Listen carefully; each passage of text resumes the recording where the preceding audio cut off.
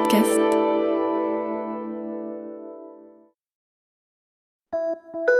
Salut, c'est Clara de Lina. Cette semaine, dans La vie d'avant, je vous emmène à la rencontre de Jean-Michel, un jeune pianiste de profession. Nous sommes à Paris en 1986 et depuis 10 ans déjà, il joue de bar en bar, à la fois pour gagner sa vie et par amour de la musique. En l'écoutant raconter son parcours, on pense à Piano Man de Billy Joel, cette chanson des années 70 qui célèbre les musiciens capables de faire vibrer les bars et les cœurs.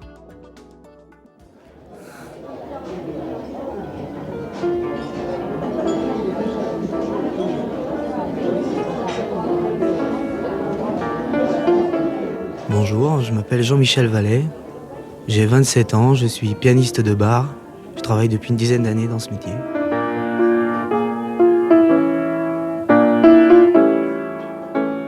Quand on n'est pas virtuose, c'est difficile d'accéder à des portes tout de suite, quoi. Alors on commence dans un petit bar, et puis après un grand bar, un moyen bar, un cabaret, et puis etc. quoi. C'est vraiment intéressant parce qu'on a vraiment le contact direct avec les gens. Il n'y a pas de scène, il n'y a pas de...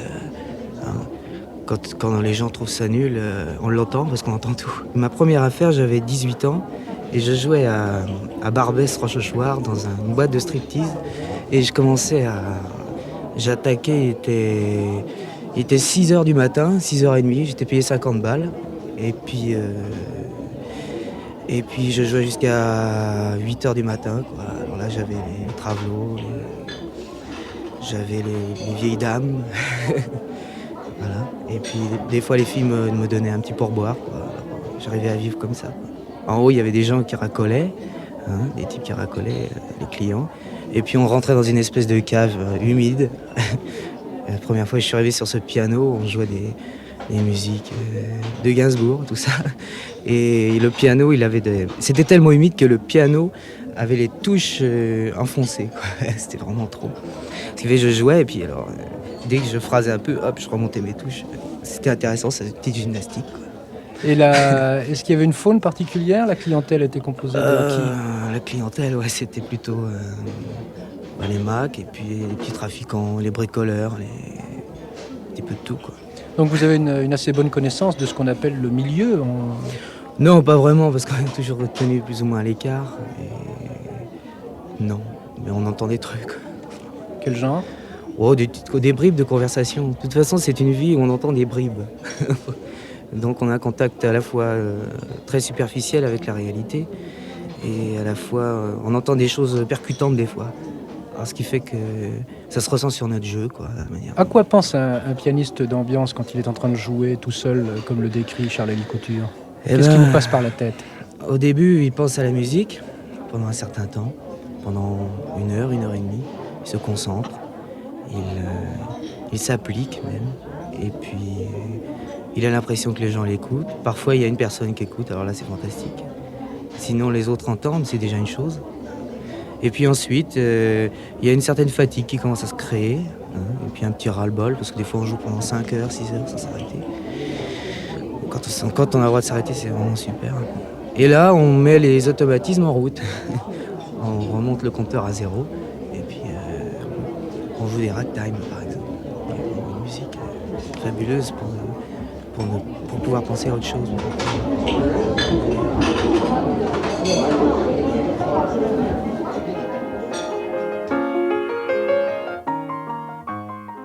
Là, je suis en train de jouer, par exemple, All the Things You Are.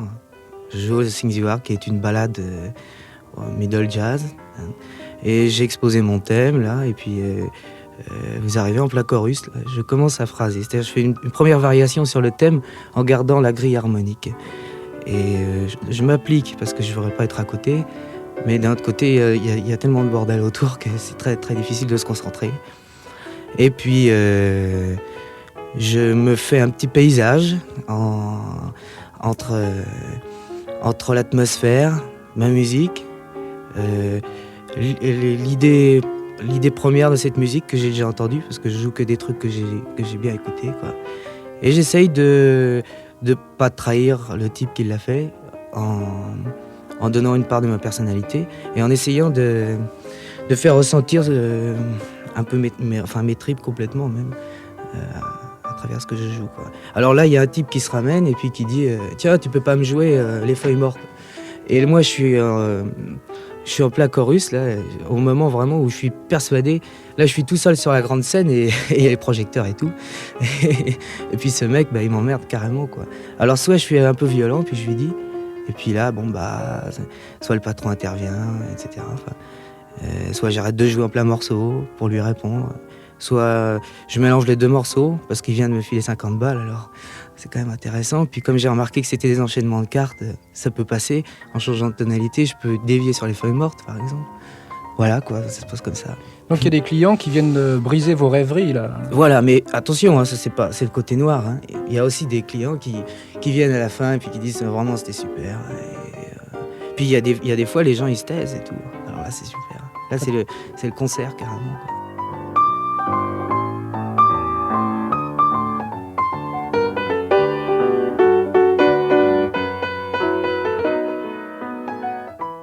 Quel est le morceau qu'on vous demande le plus souvent, indépendamment des lieux et de la clientèle?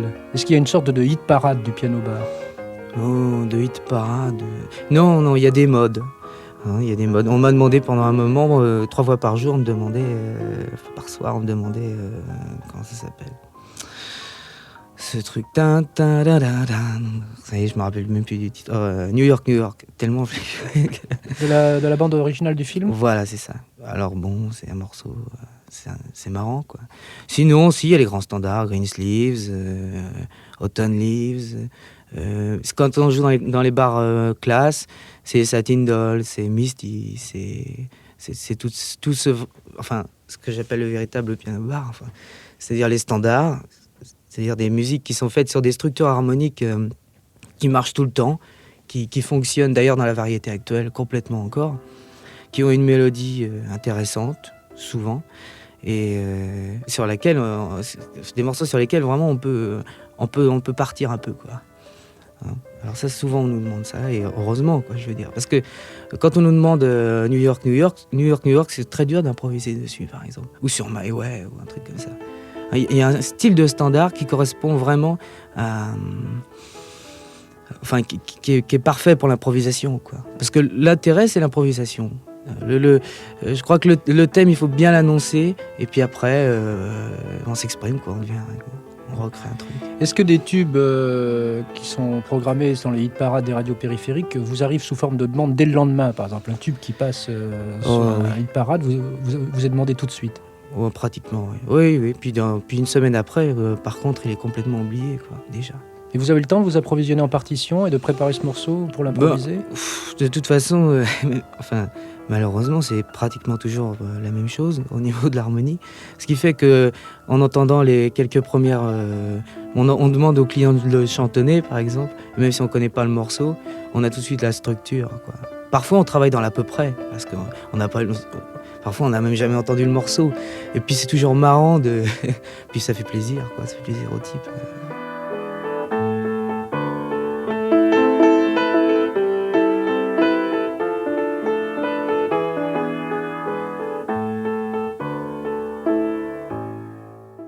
Comment vous êtes traité par les patrons d'hôtels ou de bars? Ils vous considèrent à quel niveau? Comme un serveur? Comme un artiste? Comment vous êtes considéré? Alors c'est intéressant parce que justement, il n'y a pas de...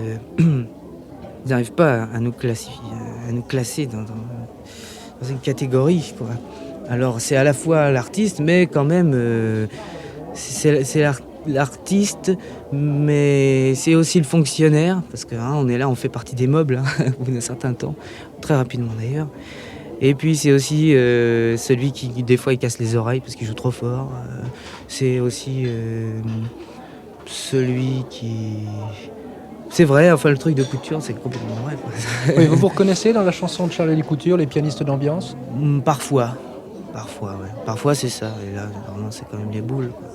Et tout ce qu'il disait pour la famille, c'est complètement vrai, ça. Ah oui, racontez. Oui, quand il dit... le pianiste de bar pour la famille, c'est l'artiste, mais on comprend pas bien. Il est artiste, mais on le voit jamais chez Drucker et tout ça. Alors, il y a quand même quelque chose, quoi. Mais Jean-Michel, quand est-ce qu'on te voit à la télé et tout, hein, ça c'est le truc.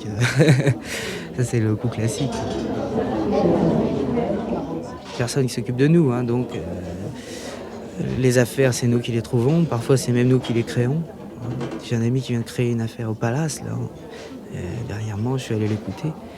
Et bon, c'est super. On arrive quand même, maintenant, on arrive à créer des endroits et tout ça. Et puis, on se refile les plans et on se connaît tous, on sait à quel niveau on en est et on essaye de ne pas se tirer dans les pattes, quoi, parce que combien il y a de pianistes de bar à peu près sur Paris, approximativement? Là, je pourrais pas le dire, mais moi, j'en connais peut-être 200. J'en connais 200. Est-ce qu'on peut gagner sa vie? Est-ce qu'on peut vivre du piano-bar? En vivre, oui, bien sûr, on en vit. On en vit, on peut pas dire qu'on vit bien, on vit pas mal, quoi. C'est-à-dire que... Par exemple, un contrat d'une nuit, ça rapporte combien? C'est très aléatoire. Entre combien et combien? Entre 250, 300 et 600. Voilà.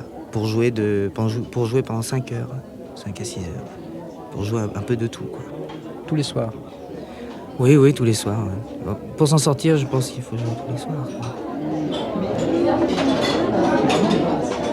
Est-ce qu'il y a un morceau que vous détestez particulièrement? Je crois pas. Non, j'aime bien la musique. Je crois pas. J'ai vraiment... Ah si. C'est La danse des canards. Ah, puis en plus, c'est un si bémol. Oh non, j'aime pas. C'est trop pauvre? Oui, enfin, j'aime pas pour plein de raisons, parce qu'on me l'a déjà demandé. Évidemment, j'ai jamais acheté la partition de ce truc. Et puis, c'est nul, ça. Enfin. Bon, ne tirez pas sur le pianiste, mais dans le cas de la danse des canards, vous êtes capable de tirer sur celui qui vous demande si vous aviez un flingue. Ah ouais, là, dans ces cas-là. Vous flinguez, là? Ah oui, complètement. Là, j'ai toujours. Je me recule de mon tabouret, je commence à faire un peu le clown et tout ça, quoi. Bon, je prends ça avec ironie. Et puis je le joue, quoi. Vous n'avez pas tenté de le massacrer? Ah, mais de toute façon, je le massacre. Merci d'avoir écouté cet épisode.